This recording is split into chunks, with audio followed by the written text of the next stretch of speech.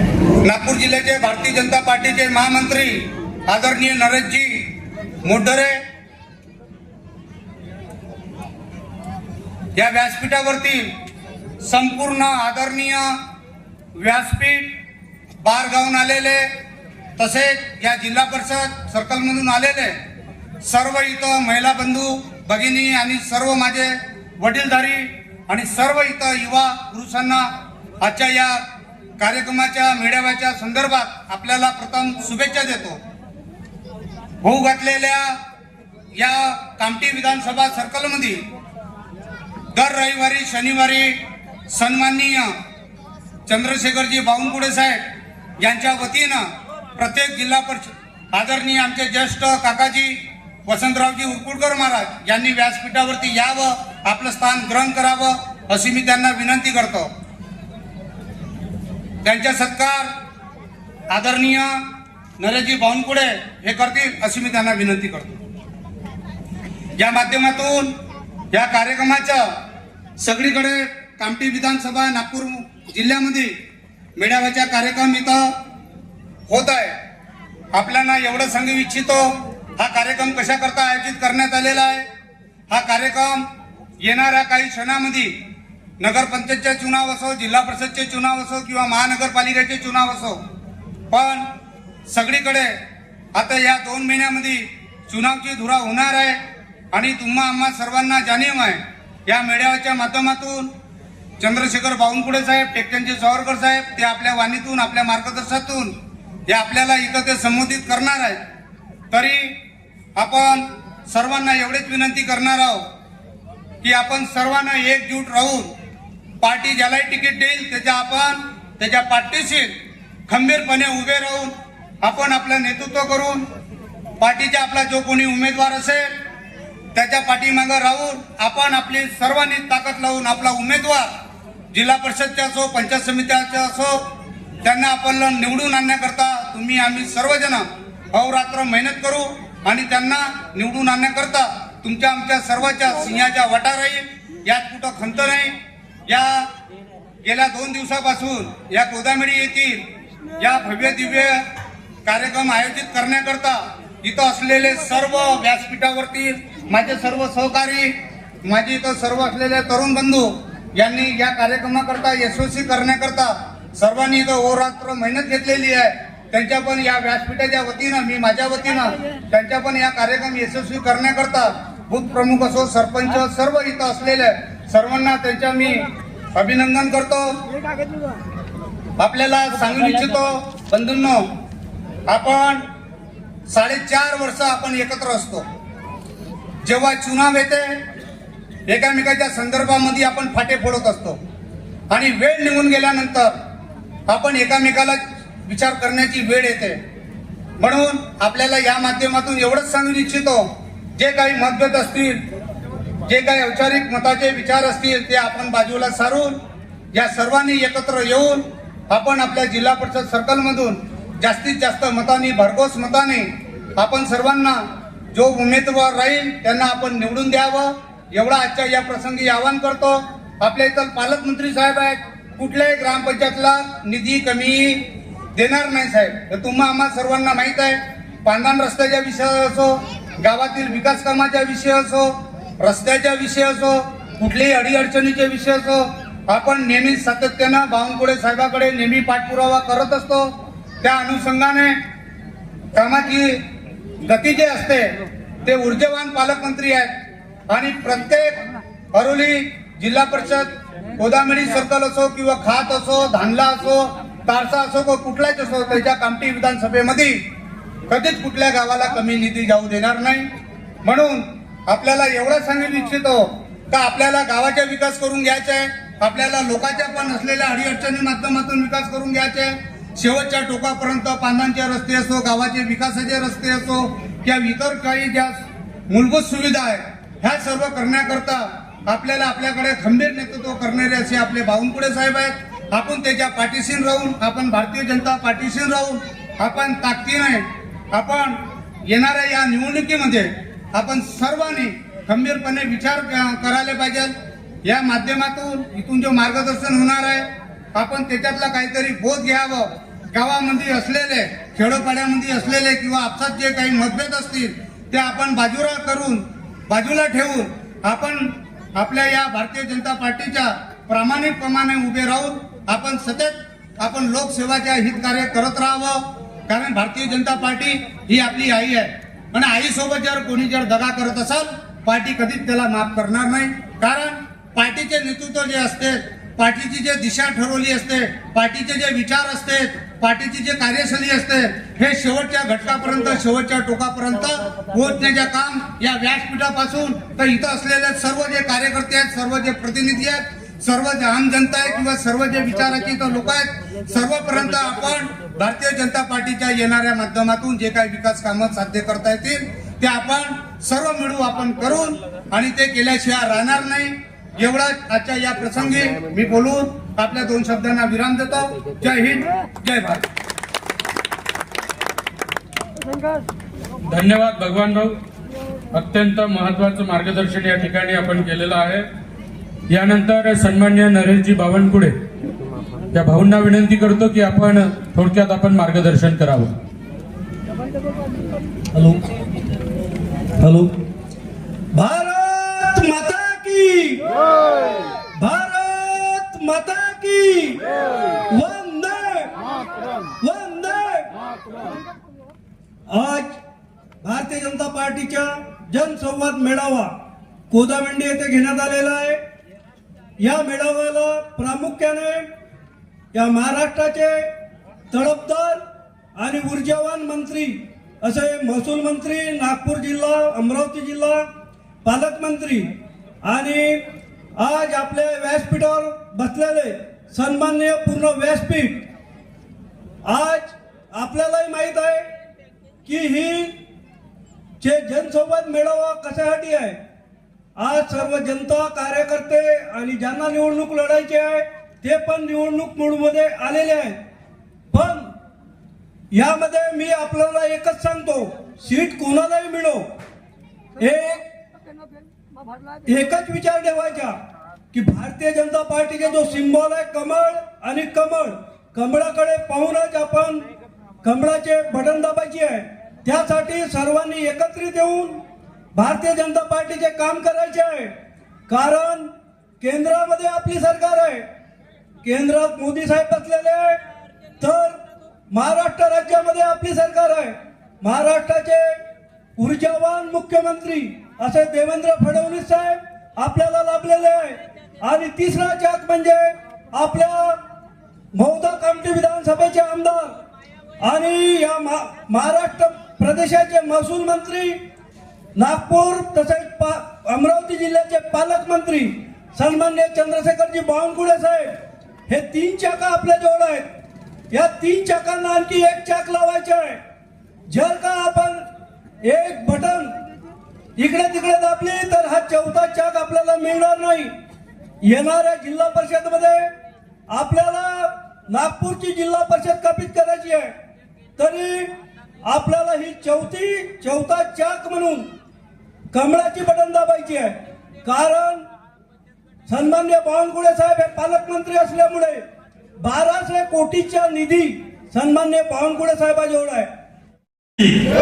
भारत माता की वंदे वंदे. आज अरोली कोदामेंडी जिल्हा परिषद सरकार भारतीय जनता पार्टीच्या वतीने आयोजित भव्य कार्यकर्ता मेळावा या कोदामेंडी दुर्गादेवी माता मंदिर परिसरामध्ये आयोजित करण्यात आलेला आहे. या भव्य कार्यकर्ते मेळाव्याला मंचकार उपस्थित सर्व सन्माननीय पदाधिकारी, भारतीय जनता पार्टीचे सर्व मान्यवर, सर्व बाहेरगावून आलेले सरपंच, उपसरपंच महोदय, तसेच बाहेरगावून आलेले सर्व भारतीय जनता पार्टीचे कार्यकर्ते, गावातील सर्व मान्यवर, महिला भगिनी आणि सर्व मंचकावर उपस्थित, मंचकाच्या आजूबाजूला उपस्थित सर्व कार्यकर्तेगण, आज भारतीय जनता पार्टीच्या वतीने कोदामेंडी या गावामध्ये भव्य कार्यकर्ता मेळावा आयोजित करण्यात आला आहे. या मेळाव्याला संबोधित करण्याकरता अवघ्या काही वेळातच राज्याचे महसूल मंत्री तथा नागपूर आणि अमरावती जिल्ह्याचे पालकमंत्री सन्माननीय नामदार चंद्रशेखरजी बावनकुळे हे आपल्या सर्वांसोबत संवाद साधण्याकरता आपल्याला मार्गदर्शन करण्याकरता इथे उपस्थित होणार आहे. त्यांच्या मार्गदर्शनाखाली आपल्याला समोरची जे काही येणारी निवडणूक आहे ती त्यांच्या मार्गदर्शनात लढायची आहे. त्यांचे जे काही निर्देश असतील त्या निर्देशाचे पालन करून आपल्याला समोरचे जे काही निवडणुका आहेत त्यांना सामोरे जायचे आहे. आता सर्वांनी सांगितलेलं आहे की निवडणुका जवळ आलेल्या आहेत. सर्व कार्यकर्ते निवडणुकीच्या मूडमध्ये आहेत. आपण सर्वांना अवगत आहे. आपण याच्या अगोदर सुद्धा सन्माननीय बावनकुळे साहेबांचे नेतृत्व बघितलं आहे. साहेबांचं काम असं आहे, जे बी काम होईल ते मेरिटवर होईल. तो छोटासा मजुराचा प्रश्न असेल, शेतकऱ्याचा प्रश्न असेल, पांढर रस्त्याचा असेल, संजय गांधी निराधारचा असेल, कोणत्याही विभागातला प्रश्न असेल, छोट्यातला छोटा प्रश्न असेल आणि मजुराचा असेल, छोट्यातल्या छोट्या कार्यकर्त्याचा असेल, साहेबाला एक अर्ज दिल्यानंतर साहेब तो काम मेरिटवर घेतात. हे सगळं आपल्याला अवगत आहे. आपल्या कोदापिंडीचा विकास असो, परिसरातला विकास असो, विधानसभेतला विकास असो, साहेबांच्या माध्यमातून रस्ते असो, मंदिराचे कामं असो, गावातील सांडपाण्याची नाल्यांची व्यवस्था असो, सिमेंट रस्ते असो, हायमार्क्स लाईट असो, असे विविध कामं आणि त्याच्यानंतर सुद्धा हे झाले गावातील अंतर्गत विकास कामे आणि शेतीचे काम असतो. कारण साहेबाकडे जो आता खाता आहे माननीय मुख्यमंत्र्यानंतर अति महत्वाचा जसा खाता असेल तो आहे महसूल खाता आणि तो माननीय नामदार चंद्रशेखरजी बावनकुळे साहेब तो यांच्याकडे आहे. आपण खरंच भाग्यवान कार्यकर्ते आहो. आपल्या विधानसभेतील जे नेतृत्व करतात माननीय चंद्रशेखरजी बावनकुळे त्यांच्याकडे हा अति महत्वाचा खाता आहे. या खात्याशी सर्व नागरिकांचा संबंध जुळला आहे. कारण शेत पांढर रस्ते असो, शेतीबद्दल जे बी काही प्रश्न असतील, निराधारचे प्रश्न असतील, तहसील कार्यालयाचे प्रश्न असतील, कलेक्टर लेवलचे प्रश्न असतील, या सगळ्या बाबी आपल्या साहेबांच्या खात्यामध्ये येत असतात आणि आपल्या सगळ्यांना अवगत आहे. साहेब जे आता नवीन नवीन निर्णय घेत आहे महसूल खात्यामध्ये, साहेब महसूल मंत्री होता, साहेबांनी एवढे धडाकीचे निर्णय घेतले, लोकहिताचे निर्णय घेतले आणि या सर्व विभागातील पांढर रस्ते साहेबांच्या माध्यमातून होणार आहे. त्याचे सीमांकन चालू आहे आणि आपल्या बांध्यापर्यंत, आपल्या शेत पांढर रस्त्यापर्यंत तहसील कार्यालयाचे तहसीलदार साहेब हे मोजणी करायला सुद्धा याच्या अगोदर आलेले आहे. ज्या बी काही अडीअडचणी असतील त्या साहेबाच्या माध्यमातून आपण सोडाव्यात आणि आता साहेब येतील, ज्यांना कुणाला आपल्या अडीअडचणी सांगायच्या असतील त्या लेखी स्वरूपात आपले निवेदने आपण साहेबात देऊ शकतो, ज्या माध्यमातून त्याचे निराकरण होईल. आणि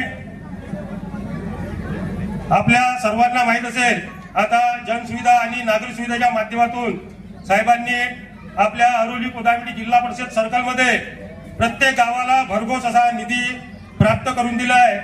त्यामध्ये कोदामेंडी गावामध्ये आपल्या सूर नदी येथील सूर नदीवरती सौंदर्यीकरणाकरता माननीय चंद्रशेखरजी बावनकुळे साहेब यांच्या माध्यमातून 3 कोटी रुपयाचा निधी या कोदामेंडी गावाला जाहीर करण्यात आलेला आहे. त्याचे काम आता काही दिवसानंतरच सुरुवात होईल.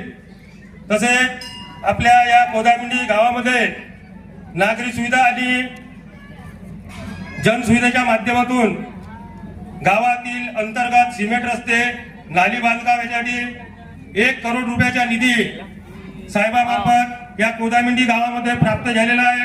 तसेच गावातील जो मुख्य अंतर्गत रस्ता आहे शिवराम बावनकुळे ते प्रशांत दुकेच्या शेतापर्यंत जो राहिलेला रस्ता आहे त्याला NMRDA मार्फत साहेबांनी 1.5 कोटी रुपये मंजूर करून दिलेले आहे. त्याचे सुद्धा काम आता सुरू होणार आहे. असे अनेक कामे साहेबाच्या माध्यमातून आपल्या सर्कलमध्ये होणार आहेत. आणि आता काही दिवसाअगोदरच साहेबांनी सर्व सन्माननीय सरपंच उपसरपंच यांना कोराडी येथे बोलवून जे पांदन रस्ते होणार आहे त्या पांदन रस्त्याची माहिती दिली आहे की ज्यांनी ज्यांनी पांदन रस्त्याची निवेदने साहेबाकडे दिली होती सर्व शेत पांदन रस्ते साहेबाच्या माध्यमातून होणार आहे. तरी आपण आता साहेब येतील, आपल्याला मार्गदर्शन करतील.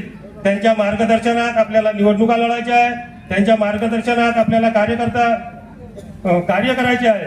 तरी सर्वांनी विनंती करतो की साहेब येताबरोबर साहेबाचे जोरदार टाळ्या वाजवून स्वागत करावे अशी सर्वांना विनंती करेल. आणि मला इथे 2 शब्द बोलण्याची संधी दिली त्याबद्दल सर्व आयोजक मंडळीचे, सर्व भारतीय जनता पार्टी कार्यकर्त्या मंडळीचे मी खूप खूप धन्यवाद व्यक्त करतो.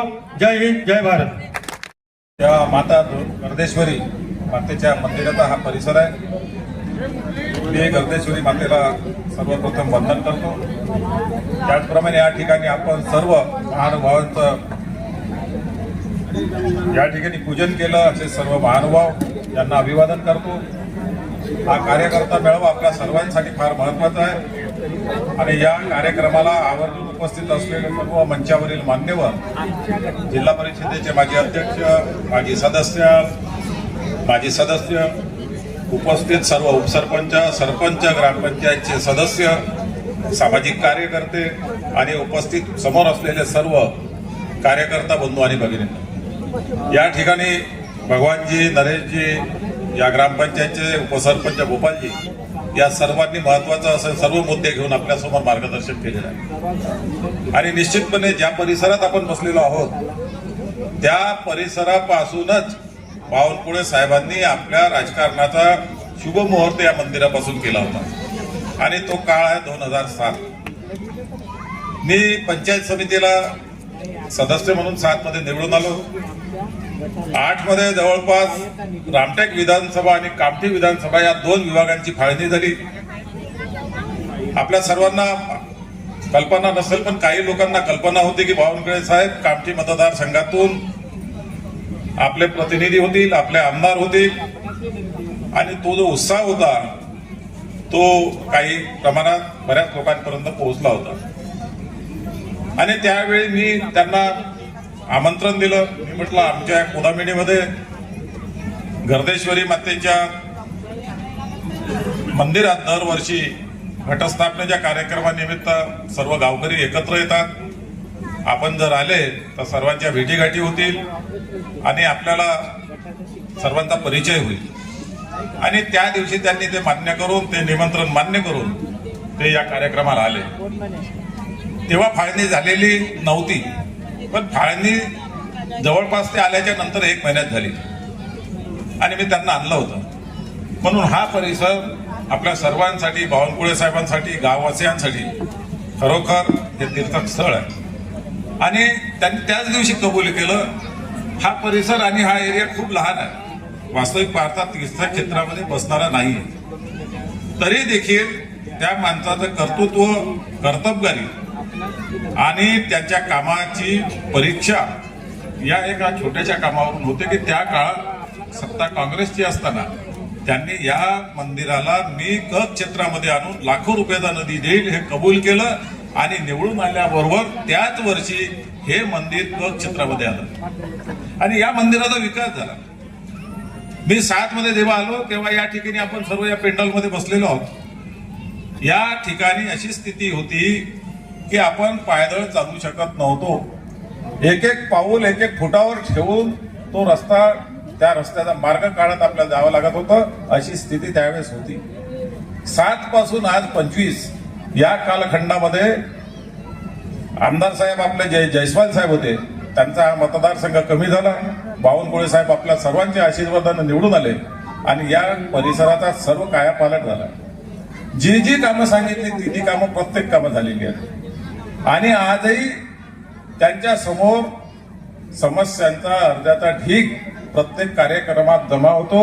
म्हणजे गेल्या 70 वर्षात किती समस्या जमा झाल्या होत्या याचं आकलन देखील आपण करू शकतो. आणि म्हणून एक चांगला नेता, ज्या नेत्याजवळ व्हिजन आहे, ज्या नेत्याला माहिती आहे की जोपर्यंत आपलं गाव विकसित होणार नाही, जोपर्यंत आपल्या गावाचा विकास होणार नाही, तोपर्यंत हा देश बलशाली होणार नाही, हा देश मजबूत होणार नाही.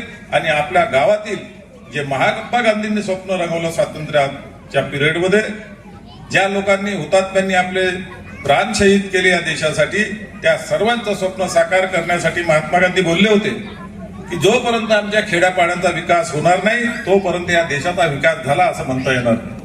आणि ते स्वप्न साकार करण्याचं खऱ्या अर्थानं काम जर कोणी करत असेल तर आज आपले नितीनजी गडकरी, त्याच्यानंतर आपले फडणवीसजी, त्याच्यानंतर आपले बावनकुळे साहेब, या लोकांनी संपूर्ण विदर्भावर भारतीय जनता पक्षाचा झेंडा रोवल्यानंतर पश्चिम महाराष्ट्रात देखील ज्या नेत्यांची मक्तेदारी होती, 30-30, 40-40, 50-50 वर्ष पश्चिम महाराष्ट्रात जे नेते राजकारण करत होते, जे आपल्याला फंड देत नव्हते, जे आपल्याला आपल्या विकासासाठी पैसा देत नव्हते, फक्त पश्चिम महाराष्ट्राचाच विकास करत होते, अशा लोकांना देखील त्यांनी आपली जागा दाखवून त्या ठिकाणी भारतीय जनता पक्षाचं वर्चस्व निर्माण केलं आणि खऱ्या अर्थानं सत्तेचं विकेंद्रीकरण करून आज छोट्या मोठ्या कार्यकर्त्यांना पदं दिली आहे. कोण म्हणू शकते की आज सुमनबाई सारखी मॅडम आमची काकू जिल्हा परिषद अध्यक्ष होती, त्यावेळेस भाजपजवळ काय होतं सांगा? आम्ही 4 लोक फिरत होतो. गडकरी साहेब जेव्हा आले तेव्हा आपण जेवढे लोक इथं बसलेलो आहोत ना तेवढेही लोक नव्हते. अशोक म्हणे खूप बिकट स्थिती आहे आपली. आणि मी म्हटलं साहेब, बिकट स्थिती असली तरी लोकांचा तुमच्यावर खूप विश्वास आहे की गडकरी साहेब हे व्हिजन असलेले नेते आहेत आणि ते जर आपल्या परिसरात येऊन आपली मॅडम जर निवडून आली तर निश्चितपणे विकास करते. मॅडम निवडून आल्या, सुमनबाई निवडून आल्या आपल्या सर्वांच्या आशीर्वादाने. आणि त्याच्यानंतर तुम्हाला सांगतो 1 वर्षात हा कोदामेंढीचा पूल झाला. त्याच्यानंतर ते जे तोडलीपर्यंतचे सगळे पुलं झाले. हा विकास जो आहे हे आपले जे नेते आहेत, गडकरी साहेब असो, फडणवीस साहेब असो, वेल क्वालिफाईड नेते आहेत, क्रॉसिंग कॅपॅसिटीचे नेते आहेत, संसद गाजवणारे नेते आहेत, मुख्यमंत्री जे आपले हे तर पटूच आहेत, संसद पटूच आहे. काँग्रेसची हालत खराब करून टाकली. तुम्ही पाहिलं असेल मधल्या पिरियडमध्ये जेव्हा 2-2.5 वर्ष आघाडीचं सरकार होतं तेव्हा प्रश्नाचं उत्तर देणं मुश्किल झालं होतं. इतके अभ्यासू लोक आपल्याजवळ आहेत आणि या अभ्यासातून त्यांनी हा जो फंड, आता आपण या ठिकाणी सर्व माझ्या पूर्व वक्त्यांनी सांगितलं आमच्या गावात 3 करोड आले, बेर्डेपार काय गावामध्ये 4 करोड आले, 3 करोड आले, 2 करोड आले. आपण जे करोडोची भाषा वापरून आलो ती भाषा वापरून आलो म्हणजे आज वास्तविक पाहता त्या नेत्यांनी जी कामाची पद्धत अवलंबिली, पैसा जमा केला आणि तो पैसा खऱ्या अर्थानं आज खेड्यापाड्यात चाललेला आहे. याचं युटिलायझेशन कसं करायचं आता हे तुमच्यावर देखील अवलंबून आहे. 1 नाली 3 लाखात होते आणि 30 नाली तुमची 50,000 होऊ शकते. अंडरग्राऊंड पाईप तुम्ही जर टाकले तर 30 नाली 50,000 होते आणि सिमेंट कॉन्क्रीटची नाली केली तर ते 3 लाख रुपये लागते. या ठिकाणी खिडकीचे लोक बसल्यात. मी अंडरग्राऊंड नालीसाठी 1 लाख दिले, अर्धा गाव 1 लाईन पूर्ण झाली. त्याच्यावर जर आपण सिमेंट कॉन्क्रीट दिलं असतं तर जवळपास 3 लाखाचा खर्च आला असता. आणि त्याच्यामुळे आता आपल्या नेत्यांनी जो फंड पाठवला आहे त्या फंडाचं नियोजन कसं करायचं हे देखील आपली जबाबदारी वाढली आहे. पैसा येऊन राहिला म्हणून पैशाचा दुरुपयोग झाला नाही पाहिजे. मी एका गावात पाहिलं एक काम, त्या मंदिरात गेलो होतो, 15 लाखाचं काम, 15 लाखाच्या कामात फक्त 3 लाखाचं काम झालंय. 12 लाखाचं काम ते गडबड दिसतं. आणि जर असा जर दुरुपयोग त्या फंडामध्ये होत गेला ना तर निश्चितपणे सांगतो तुम्हाला या फंड येऊन देखील आपण मागे जाऊ आणि त्याच्यामुळे आपल्याला याच्याकडे लक्ष द्यावं लागेल. खिडकीची समस्या, मी जेव्हा 2007 मध्ये निवडून आलो तर त्या भागातला एकही रस्ता बरोबर नव्हता. पिंपळगाव ते मुरमाडी, खिडकीचा स्मशान घाट, त्या ठिकाणी खिडकीचे ग्रामवासी त्या गावाजवळ जी जागा चांगली होती तिथं अंतिम संस्कार करत होते, अशी स्थिती होती. मी हा मुद्दा घेऊन यांची अडचण दूर करण्यासाठी मी गडकरी साहेबांकडे गेलो, कारण त्यावेळेस आपले बावनकुळे साहेब नव्हते. मला आधार फक्त गडकरी साहेबांचाच होता, तर माझं जाणं येणं त्यांच्याच कडे होतं. मी म्हटलं साहेब या गावात ही स्थिती आहे, आपण थोडासा जर मदत केली, प्रयत्न केले तर निश्चितपणे हा प्रश्न यांची समस्या सुटू शकते. त्यांनी ताबडतोब कलेक्टरला फोन लावला, पत्र लिहायला सांगितलं पीएला. भंडारा कलेक्टर यांचा वाद भंडारा जिल्हा आणि नागपूर जिल्हा या सीमेवरचा होता. तर ताबडतोब दोन्ही कलेक्टरला पत्र लिहिले, फोनवर बोलले, मीटिंग लावायला सांगितली. ती मीटिंग रामटेकच्या उपविभागीय अधिकारी यांच्या कार्यालयात झाली. यांनाही बोलवलं, काही खिडकीच्या लोकांना, दोन्हीकडचे पटवारी, मंडल अधिकारी हे सर्व आले आणि ताबडतोब 8 दिवसात त्या 70 वर्षापासून प्रलंबित असलेला विषय एका आठवड्यात पार निकाली लागला. आणि त्या ठिकाणी आज स्मशानघाट जे झाला ते पाहण्यासारखं आहे. त्या कार्यकर्त्यांनी देखील एक चांगला पैशाचं नियोजन केलं आणि त्याच्यामुळे खिडकीचा शेवटचं तेल जे आहे, विकसित असलेलं जे गाव आहे त्या विकासाच्या दृष्टिकोनातून समोर आलेलं आहे. अनेक कामं त्यांनी दिली तिथे. त्याच्यानंतर आपण जर विचार केला तर अनेक गावामध्ये जे सरपंच चांगले कर्तबगार आहेत त्यांनी पैशाचा चांगला सदुपयोग केला आहे आणि त्याच्यामधून ती गावं देखील आज मुख्य प्रवाहात आलेली आहेत. आणि आपल्याला समोर तर काय करायचं आता? आपण आता नाल्याच करत बसायचे आहे का? आपण आता रस्तेच करत बसायचे आहे का? आपल्या समोर आता व्हिजन पाहिजे. ग्रामपंचायती समोर व्हिजन पाहिजे. आपले हे तिन्ही नेते व्हिजनरी आहेत. तुम्ही नागपूर पाहिलं असेल, किती मोठा दृष्टिकोन गडकरी साहेबांच्या डोळ्यात आहे. आज आपला चौक 5 वर्षापासून नांदगावचा चौक झाला नाही. मी जेव्हा निवडणूक लढलो त्या दरम्यान माझ्यावर आरोप झाले की अशोक घाटवारनंच हे काम खोळंबलं. वास्तविक पाहता नॅशनल हायवेचे जे काही संकेत आहेत किंवा त्यांचं जे काही प्रोटोकॉल आहे त्याच्यामध्ये आपली गावं जी दोन्ही आहेत, नांदगाव आणि कोदामेंडी, हे 1-1 किलोमीटर आतमध्ये आहेत. आणि 1-1 किलोमीटर आतमध्ये असल्यामुळं त्यांचं जे काही त्यांच्या डायरेक्शनमध्ये जे काही होतं त्याच्यानुसार त्यांनी रस्ता केला. आणि जेव्हा आमच्या लक्षात आलं की हे चुकीचं होऊन राहिलं, त्याच वेळेस त्या गावचे सरपंच, उपसरपंच आणि त्या गावातले काही नागरिक, सामाजिक कार्यकर्ते, पदाधिकारी या सर्वांना घेऊन आम्ही त्या ठेकेदाराला समजवलं की तुम्ही हे काम बंद करा, हे आम्हाला मंजूर नाही आहे. कारण हा चौक जो आहे हा क्रॉसिंग चौक आहे. नांदगावकडून येणारे फास्ट येतात, तिकडून कोदामेंडीकडून जाणारे तिकडे जातात, तिकडे भंडाऱ्याचं ट्रॅफिक आहे, भंडाऱ्याकडून रामटेकला जाणारं ट्रॅफिक आहे. या ठिकाणी भयंकर ऍक्सिडेंट होतील आणि त्याच्यामुळे तुम्ही म्हटलं हा पॅच सोडून मी 8 दिवसात ते काम मंजूर करून आणतो आणि त्याच्यानंतर आपण हे काम सुरू करू. मी 8 दिवसात ते काम आणलं, मंजूर करू. गडकरी साहेबांनी त्याचे जे चीफ इंजिनियर होते त्या विभागाचे, त्याच वेळेस त्यांना फोन केला, बोलावलं, रविवारी तुम्ही या. तुम्हाला रविवारी ये. मी रविवारी गेलो, त्यांनाही बोलवलं. त्यांचा जनता दरबार होता आणि त्याच वेळेस त्यांना सांगितलं की जितकेही पैसे लागतील आपण खर्च करू, पण ते तुम्ही त्याचे मॅप करा, 5 डिझाईन करा. 5 डिझाईन झाल्यावर माझ्याकडे आणा, आपण ते सिलेक्ट करू, त्याच्यामध्ये जे फायनल होईल त्याला अंतिम मंजुरी देऊ आणि त्याच्यावर पैसा खर्च करा. हे सर्व झाल्यावर पटवाऱ्याकडून सर्व जागेची मोजणी झाली.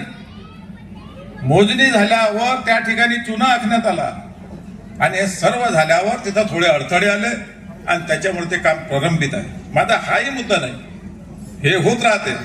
परंतु त्याच्यानंतर माझा निकाल लागला. निकालात मी पराभूत झालो आणि पराभूत झाल्यानंतरचा जो पिरियड आहे आतापर्यंतचा जवळपास 5-6 वर्षाचा, मग दुःख या गोष्टीचं आहे की ते कागद घेऊन जाणारे माणसं देखील आजपर्यंत भेटली नाही.